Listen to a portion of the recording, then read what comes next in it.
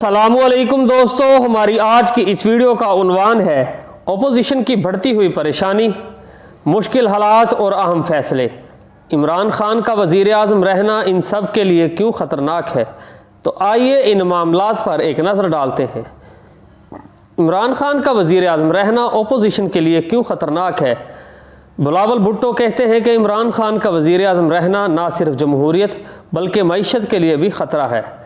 عمران خان کی حکومت تو ہر پاکستانی کی صحت کے لیے خطرہ بن چکی ہے، اور بھی بہت کچھ کہا۔ بلاول بھٹو کی یہ بہت ہی جذباتی پریس کانفرنس تھی۔ پیپلز پارٹی کو اس وقت بلاول زرداری لیڈ کر رہے ہیں۔ پیپلز پارٹی بھی بہت ساری مشکلات کا شکار ہے۔ دیکھا جائے تو چند دن سے پیپلز پارٹی اور پی ایم ایل این کے لوگ کافی زیادہ اگریسو ہوتے ہوئے نظر آ رہے ہیں۔ اپوزیشن کے اندر ایک بے چینی سی ہے، اس کی کیا وجہ ہے؟ آنے والے دنوں میں کیا ہونے جا رہا ہے؟ یہ جو گراؤنڈ تیار کی جا رہی ہے، اس کی بیک گراؤنڈ کیا ہے؟ تھوڑے دن پہلے تک جو سیاسی جماعتیں عمران خان کو مشورہ دے رہی تھیں کہ لاک ڈاؤن کرو، لوگ گھروں سے نہ نکلیں کیونکہ کرونا وائرس پھیل رہا ہے، آنے والے دنوں میں یہی سیاسی جماعتیں لوگوں کی منتیں کرتی ہوئی نظر آئیں گی کہ خدارا لوگ گھروں سے باہر نکلیں، احتجاج کریں، ہم عوام کے حق کے لیے نکلے ہیں، آپ ہمارا ساتھ دیں۔ نون نے تو ایک کوشش کی تھی مگر اس میں انہیں کوئی خاص کامیابی نہیں ملی۔ لاہور میں جمعے کی نماز کے بعد ایک بھوک ہڑتالی کیمپ لگا کرے گا۔ پیپلز پارٹی اور فضل الرحمان نے بھی تیاری شروع کر دی ہے، دوسری سیاسی جماعتیں بھی ان کا ساتھ دیں گی۔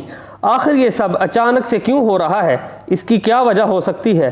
کل تک جن کو لگتا تھا کہ ملک کا سب سے بڑا مسئلہ کرونا وائرس ہے، اگر لوگ باہر نکلیں گے تو مر جائیں گے، تباہی پھیل جائے گی، ان لوگوں کو ایسا کیا ہو گیا ہے کہ اب وہ کہتے ہیں کہ لوگوں کو احتجاج کے لیے باہر آنا چاہیے؟ یہ آنے والے دنوں میں اس معاملے کو اور بھی شدت دیکھنے میں ملے گی۔ سیکنڈلی کچھ کیسز ہیں جو کہ بہت واضح ہیں، جو نواز شریف صاحب اور شہباز شریف صاحب کے ہیں۔ شہباز شریف صاحب کا سکینڈل جس میں ان کی ٹیٹیاں آئی تھیں، جس میں چھوٹے میاں صاحب بری طرح ایکسپوز ہوئے۔ نواز شریف صاحب کا معاملہ بھی کلیئر ہے کہ وہ باہر گئے ہوئے ہیں، ایک خاص وقت تک وہ اپنا علاج کروا سکتے ہیں، اس کے بعد یا تو پھر لوگ سمجھیں گے کہ یہ علاج نہیں کوئی اور ہی چکر ہے۔ عدالت اور اداروں کو اپنی کریڈیبلٹی بہت عزیز ہے، وہ نواز شریف صاحب کے ساتھ کسی ڈیل کے تحت 2 4 6 ماہ گزار سکتے ہیں مگر 2 یا 3 سال نہیں۔ یعنی میاں صاحب کے لیے بھی یہ ایک سخت وقت ہے۔ مزید حقائق بھی سامنے آ چکے ہیں اور کچھ لوگ تو وعدہ معاف گواہ بھی بن چکے ہیں۔ نمبر 3، آصف علی زرداری صاحب کی منی لانڈرنگ کے حوالے سے، عزیر بلوچ کی جے آئی ٹی اور توشہ خانہ سکینڈل کے حوالے سے ان کے وارنٹ گرفتاری جاری کر دیے گئے ہیں۔ گو کہ وہ ضمانت پر ہیں لیکن بہت مشکل میں ہیں۔ یہ سب کیسز آصف علی زرداری صاحب کو فیس کرنا پڑیں گے۔ پراپرٹی، جائیدادوں، اثاثوں کا جواب دینا پڑے گا اور ان رابطوں کا بھی جواب دینا پڑے گا جو کہ اسٹیبلش ہو چکے ہیں۔ بلاول کے لیے بھی مشکلات ہیں کیونکہ ان میں سے کچھ کیسز ایسے ہیں جب وہ بالغ ہو چکے تھے اور باقاعدہ عہدوں پر موجود تھے، نہ صرف اپنی پارٹی میں بلکہ اپنی کمپنیز میں بھی۔ یاد رہے عدالت سے جو ریلیف ملتا ہے وہ وقتی ہوتا ہے۔ عدلیہ کی طرف سے جتنا ریلیف ملنا تھا وہ مل گیا، اب چیزیں اپنے اختتام کی طرف جائیں گی۔ عدالتوں کے ریمارکس یہ محسوس کروا رہے ہیں کہ مزید رعایت کی گنجائش باقی نہیں رہی۔ نمبر 4، مزید کہ سندھ حکومت تو کارکردگی بھی نہیں دکھا سکی، ایک ہی بارش نے سارا پول بھی کھول کے رکھ دیا۔ سندھ میں کرونا کے کیسز بھی بڑھ رہے ہیں۔ فضل الرحمان صاحب نواز شریف صاحب کو کہا کرتے تھے کہ پی ٹی آئی کی حکومت کے پی کے میں گرا دو، مگر میاں صاحب کہتے تھے کہ انہیں 5 سال پورا کرنے دو، یہ اتنا ایکسپوز ہو جائیں گے کہ اگلی مرتبہ لوگ انہیں ووٹ ہی نہیں دیں گے۔ یاد رہے میاں صاحب نے فضل الرحمان کو وزیر اعلیٰ تک عہدہ دینے کا بھی کہا تھا۔ ججوں کی تعداد میں اضافہ کیا جا رہا ہے، جو پیشی 2 ماہ بعد لگتی تھی اب 4 ماہ بعد ہوا کرے گی۔ جو انصاف 2 سے 3 سال میں ملتا تھا، وکلاء تاریخ پہ تاریخ بڑھاتے جاتے تھے، جس کا پولیٹیکل ایلیٹ کو فائدہ ہوتا تھا۔ کیس کو اتنا لمبا کر دیتے کہ میں تو بے گناہ ہوں، میرے ساتھ زیادتی ہوئی ہے، کچھ کیا ہے تو ثابت کرو، اب وہ بھی نہیں ہوگا۔ نیب کورٹس میں 142 ججز ہوں گے اور کیسز کے فیصلے بھی اسی ہی سپیڈ سے ہوں گے۔